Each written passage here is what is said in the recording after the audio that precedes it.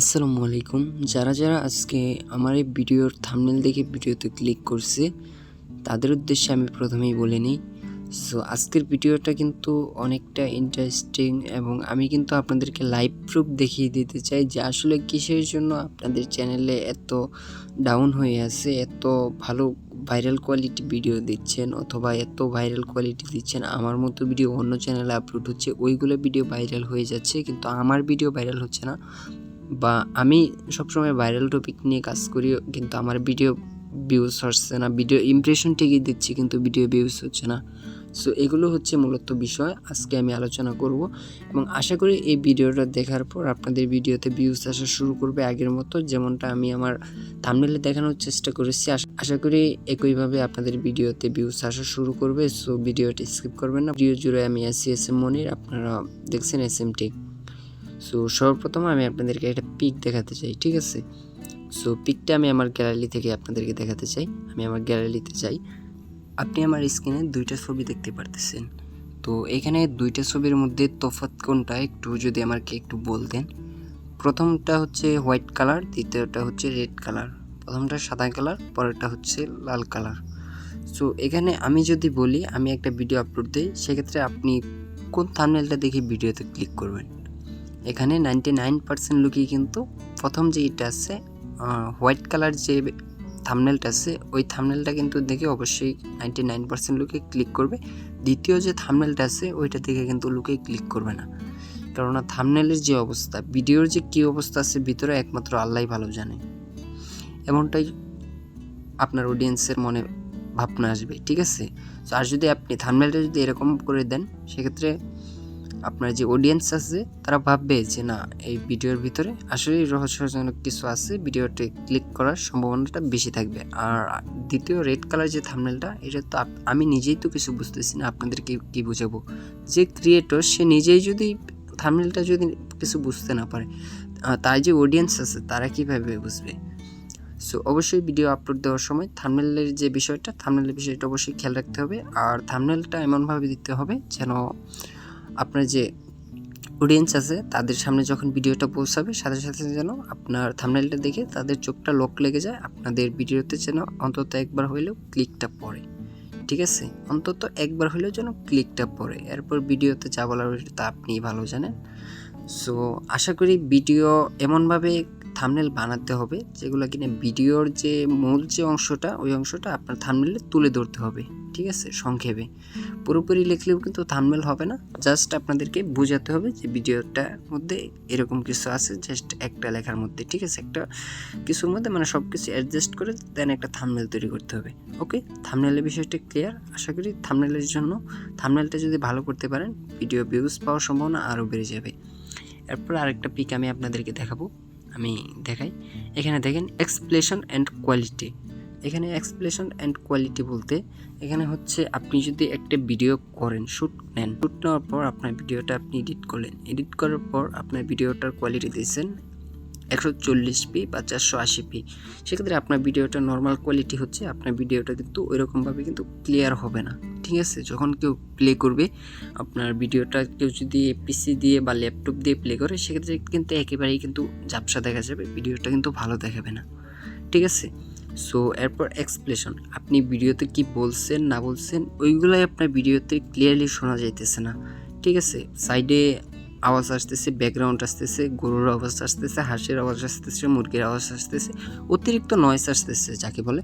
So এই নয়েজটার কারণে আপনার ভিডিওটার যে এক্সপ্লেশনটা আছে বা কোয়ালিটিটা আছে এগুলো নষ্ট হয়ে যাবে। সেক্ষেত্রে আপনার ভিডিওতে ভিউজ অন্যদের তুলনায় অনেকটাই কম আসবে। যদিও ইউটিউব আপনার ভিডিওতে ইমপ্রেশন দেয় কিন্তু আপনার অডিয়েন্সরা আপনার ভিডিও দেখবে না বা দেখতে চাইবে না। কেন চাইবে না? আপনি ভিডিও কোয়ালিটি ভালো করেন, থাম্বনেল ভালো করেন, সব কিছু টোটালি যদি ভালো করতে পারেন আপনার ভিডিও অবশ্যই পাবলিকে দেখবে, ঠিক আছে? এরপর 3 নম্বর আরেকটা বিষয়, সেটা হচ্ছে গিয়ে আমি আমার নোটপ্যাডে যাই, এখান থেকে আমি টেক্সট এডিটরে যাব। সো আমি সিম্পলি এখান থেকে আপনাদেরকে জাস্ট প্রুফ দেখাতে চাই। সো এখান থেকে আমি একটা নিউ ফাইল ওপেন করছি, সরি, আমি এখান থেকে একটা নিউ ফাইল ওপেন করছি, ঠিক আছে। সো আমি এখানে যদি লিখি how to create Gmail account, এরপর নিচে আরেকটা লেখা লিখতেছি how to create how to make money MONEY money online. Okay, এখানে দেখেন আমি কিন্তু দুইটা লেখা কিন্তু আমি এখানে লিখে দিলাম, ঠিক আছে। সো এখানে দুইটা লেখার মধ্যে আপনারা বলেন তো কোন লেখাটা বেস্ট হয়েছে। সো আমি লেখাটা একটু কালার করে দেই। আচ্ছা, একটা রেড কালার আর একটা হচ্ছে ব্ল্যাক কালার, ঠিক আছে। সো এখান থেকে এবার আপনারা একটু বলেন যে কোন লেখাটা এখান থেকে সব থেকে বেশি বেস্ট হয়েছে। আমি আপনাদেরকে জাস্ট একটা স্ক্রিনশট দিয়ে দেখাই। স্ক্রিনশট দিয়ে আমি এটাকে একটু ক্রপ করে এটাকে আমি একটু বড় করে নিব, জাস্ট ওয়েট। ওকে, আমার এই ফাইলটা এসে পড়েছে। আমি এখান থেকে আপনাদেরকে জাস্ট বড় করে দেখাই। এখান থেকে এডিটে যাব, এখান থেকে এডিটে যাওয়ার পর ক্রপে যাব, এরপর আমি দেন এটাকে ক্রপ করে দেব, এটাকে এখান থেকে আমি ক্রপ করে নিব। ওকে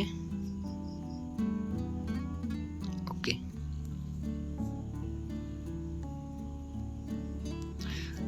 দেখেন আমার এটা কিন্তু করা শেষ।